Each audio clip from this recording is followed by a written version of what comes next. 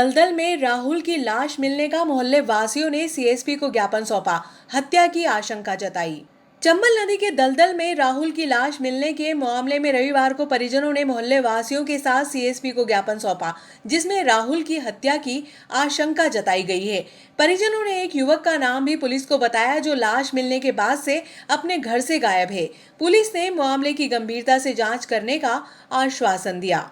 चंबल नदी के दलदल में 20 सितंबर को गांव भगतपुरी में मिले मृतक राहुल पिता जगदीश के परिजनों ने रविवार को मोहल्ले वासियों के साथ सीएसपी पिंटू कुमार बघेल को मंडी पुलिस थाने पर ज्ञापन सौंपा। ज्ञापन में बताया कि राहुल एलएलबी द्वितीय वर्ष का छात्र था, जिसकी 22 सितंबर को परीक्षाएं थी। वह आत्महत्या कर ही नहीं सकता है। उसकी षड्यंत्र पूर्वक हत्या कर लाश को चंबल नदी में फेंक दिया गया। परिजनों ने मुक्तेश्वर मंदिर पहुंच मार्ग पर लगे सीसीटीवी फुटेज, गणगौर गार्डन, देशी शराब दुकान के फुटेज चेक करने की मांग की। पता हो गया था कि यहाँ पे पैर का उसके 3 दिन बाद 4 दिन बाद जो मतलब भाष वहाँ पे नदी में मिली, ये सब भी आपको हम एक ये आवेदन देना चाहते हैं संदिग्ध मौत की जांच विषय के बाबत में। उपरोक्त विषय में लेख है कि मुझ प्रार्थी का भाई राहुल बरुआ पिता जगदीश बरुआ दिनांक 16/9/2023 को रात्रि 9 बजे घर से निकला था तथा अंतिम बार मुझसे लगभग 10 बजे फ़ोन पर बात की। उसके बाद 5 मिनट में घर में आने को कहा था, किंतु उसके बाद वह लापता हो गया। मोबाइल भी अचानक बंद हो गया। उक्त गुमशुदगी की सूचना 17/9/2023 को सुबह 11 बजे दर्ज करवाई गई थी। यह दिनांक 30/9/2023 को मेरे भाई का शव चंबल नदी में ग्राम भगतपुरी से आगे 4 दिन बाद दलदल में फंसा मिला, जिसकी जांच विवेचना बलग्राम थाना द्वारा करते हुए दिनांक 21/9/2023 को शव सुपुर्द किया गया था। यह है कि मेरा भाई जो कि होनहार तथा वो एलएलबी द्वितीय वर्ष का छात्र था तथा उसके द्वारा आत्महत्या करने का कोई कारण भी नहीं है एवं घर में कोई विवाद ऐसे में मेरे भाई की मृत्यु होने में संदेहास्पद है। यह है कि उक्त संबंध में चंबल मार्ग नाके पर स्थित शराब की दुकान के पास मुक्तेश्वर मंदिर के गेट पर लगे के सीसीटीवी की फुटेज की रात 9 बजे से 11 बजे तक की जांच एवं कॉल डिटेल की जांच करने तथा स्पष्ट हो सके कि वह किसके साथ था जिससे वास्तविकता का पता चल सके। यह श्रीमान सोचनीय विषय है कि मेरा भाई अंतिम बार संजू गहलोत के साथ देखा एवं उसी व्यक्ति ने घर पर बताया कि वह नदी की तरफ गया है, जो कि संदेह का विषय है। अतः श्रीमान से निवेदन कि उक्त संबंध में त्वरित जांच कर दोषी को उक्त पता लगाकर कड़ी से कड़ी कार्रवाई करने की कृपा करें। अरे वो थाना बिरला ग्राम पर राहुल बेरवा, जिसकी 21 तारीख को हम लोगों को नदी किनारे बॉडी मिली थी। इसमें मर्ग पंजीबद्ध कर लिया है। वो मर्ग पंजीबद्ध करने के बाद में इसमें टेक्निकल आधार पर सब जांच चल रही है और टेक्निकल आधार और इसकी जो भी रिपोर्ट आएगी टीम रिपोर्ट है, उसके बाद में जो भी तथ्य आएंगे उसके विधि अनुसार कार्रवाई की जाएगी इसमें। Thank you sir. आज हम सब परिवार सहित मोहल्ले के रहवासी व वार्ड के पार्षद वगैरह हम सब लोग यहाँ पे राहुल की संदिग्ध मौत के विषय में जांच की जाए, इसलिए सीएसपी साहब व थाना प्रभारी को हमने एक आवेदन दिया है। हमें शंका है कि वह बच्चा होनहार बच्चा, पढ़ा लिखा बच्चा, एलएलबी द्वितीय वर्ष में था, शादीशुदा था, साल भर की उसकी बच्ची है। हमें यह शंका कि उसके साथ कहीं ना कहीं दुर्घटना घटी, या तो उसके साथ में क्या सत्यता है ये तो वो उसके साथ ही जाने। जिस समय वो राहुल था उसके साथ में कोई एक बच्चा था, वो उसी को साथ में देखा गया था। वो खाना खाने भी साथ में गए थे, वो बैठे भी थे साथ में, और उसी ने वापस फ़ोन आया था कि 10 बजे मैंने वो नाके पे देखा है। और उसके बाद उनके भाई को और इनको शंका है कि कहीं ना कहीं जब से वो घर पे भी नहीं और कहीं आसपास कहीं लापता है। हमें कहीं ना कहीं ये लगता है कि उसके पीछे कोई षड्यंत्र है, और इसके लिए हम निष्पक्ष जांच कराने के लिए सीएसपी महोदय वो अपने थाना प्रभारी से हम सब इनसे वो आग्रह करते हैं कि सत्यता का पता लगा, सीसीटीवी फुटेज की वो अपने खंगाले, और अंतिम समय की जो बात जो चर्चा अपने उस पर मोबाइल पे हुई उसकी भी डिटेल हमको कहीं ना कहीं उसकी जानकारी मिले, जिससे कि परिवार के लोग जो अभी सदमे में हैं और इनको ये अभी तक भी मतलब उनकी माँ आपने देखा कि वो बिल्कुल बेहोश पड़ी और बिल्कुल बहुत ज़्यादा उसमें वो है। राहुल जो 16 तारीख से गायब था, उसकी परिवार वालों को हत्या की आशंका है, तो इसलिए पुलिस से यही मांग करेंगे हम कि जल्द से जल्द उनको इंसाफ दिया जाए। दीपक ने बताया कि राहुल आखिरी बार संजू गहलोत के साथ दिखाई दिया था। इसी युवक ने परिजनों को सूचना भी दी थी कि राहुल को नदी की तरफ जाते हुए देखा है, जो कि संदेह का विषय है। 16 तारीख के दिन रात में 9 बजे के आसपास लापता हुआ घर से। मैंने आखिरी बार 10 बजे से फ़ोन लगाया, उसने कहा बोला भैया मैं 5 मिनट में आ रहा हूँ। उसके बाद में ना तो उसका मोबाइल चालू मिला और ना ही उसका कोई पता चला। 20 तारीख के दिन जब मैं सीएसपी साहब से मिलने गया था तब मुझे ऐसी जानकारी पता चली कि कोई शव जो है चंबल नदी में भगतपुरी के आसपास पाया गया है। शिनाख्ती के लिए हम गए वहाँ मौके पे, पाया कि वही मेरा भाई है। क्या शुभ नाम है आपका? दीपक। आपको किसी पे कोई शंका या आवेदन में किसी का नाम लिया आपने? आवेदन में मैंने एक व्यक्ति का नाम लिया है क्योंकि आखिरी बार उसके साथ में उसको देखा गया था, उसके साथ में उठना बैठना खाना वगैरह भी खाया गया था। जहाँ तक मुझे जानकारी लगी है कि वो दोनों साथ में थे। मेरा इनसे निवेदन है कि आप जो है वाइन शॉप जो है फाटक कोटा फाटक पे जो वहाँ पे स्थित है, रतलाम फाटक पे, वहाँ के सीसीटीवी फुटेज मुक्तेश्वर मंदिर के आगे जो मुक्तेश्वर जो है मुक्ति धाम है उसके बाहर जो सीसीटीवी फुटेज लगे हैं उनकी अगर जांच करेंगे तो स्पष्ट स्थिति पता चलेगी कि उसके साथ में क्या घटना दुर्घटना हुई।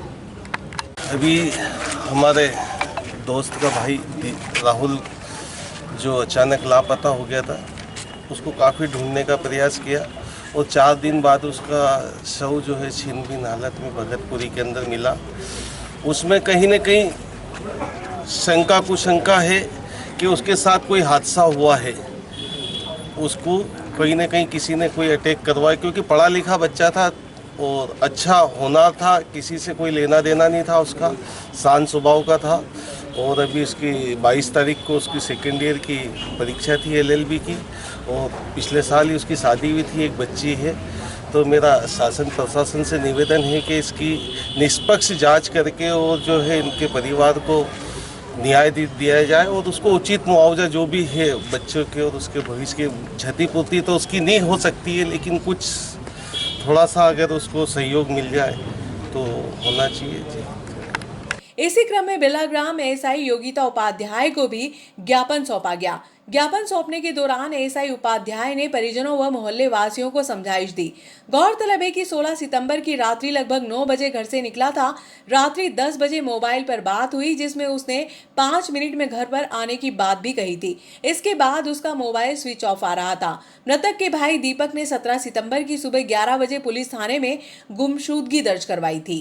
के गुमशुदगी की जो FIR है मंडी थाने में की थी, वहाँ पे ज्ञापन देने के बाद वहाँ पे CSP साहब को भी दिया। CSP साहब का और वो वहाँ का TI साहब का कहने का था कि भाई अभी मंडी में नहीं होकर बिरलाग्राम में जांच होगी, क्योंकि बिरलाग्राम पुलिस ने उसको वो अपने लाश को सपोर्ट करके उसकी जांच में कर रहे हैं। तो इसके जांच के लिए हम यहाँ पे भी आए हैं। तो अभी मैडम तो है नहीं, मगर यहाँ पे इसको प्राप्ति ली है।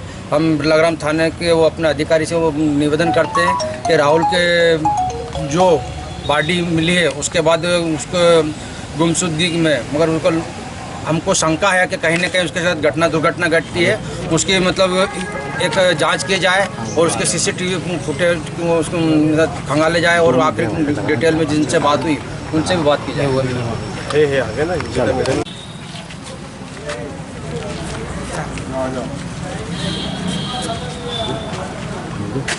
राहुल के परिजनों ने आज ज्ञापन दिया है जांच के लिए, क्या है पूरा मामला? दिनांक 20 सितंबर को हमें एक जानकारी मिली थी कि भगतपुरी में नदी के पास एक अज्ञात लाश मिली है, जिसमें हमने सभी जगह सूचना की थी, जिसमें उसका भाई दीपक आया था और जिसने उसकी अज्ञात मृतक की पहचान की थी। उसके आधार पर थाना बिरलाग्राम में मर्ग कायम करके जांच में लिया गया था, जो अभी जांच में है। अभी PM रिपोर्ट आना बाकी है। मुस्लिम समाज ने आपत्तिजनक पोस्ट करने पर ज्ञापन सौंपा। फातिमा स्कूल के एक छात्र द्वारा समुदाय विशेष के खिलाफ इंस्टाग्राम पर आपत्तिजनक पोस्ट डालने के विरोध में रविवार की सुबह मुस्लिम समाज मस्जिदों के पेश इमाम व सदर ने TI को ज्ञापन सौंपा। TI ने त्वरित कार्रवाई करते हुए आपत्तिजनक पोस्ट करने वाले को राउंड अप किया। फातिमा स्कूल के नियमित छात्र द्वारा इंस्टाग्राम पर समुदाय विशेष के खिलाफ भड़काऊ पोस्ट डालने पर रविवार की दोपहर में मुस्लिम समाज मस्जिद के सदर व पेश इमाम ने TI नलिन बुधोलिया को ज्ञापन सौंपा। ज्ञापन में आरोपित के खिलाफ ठोस कार्रवाई करने की मांग की गई। TI ने मामले को गंभीरता से लेते हुए आरोपित को राउंड अप किया।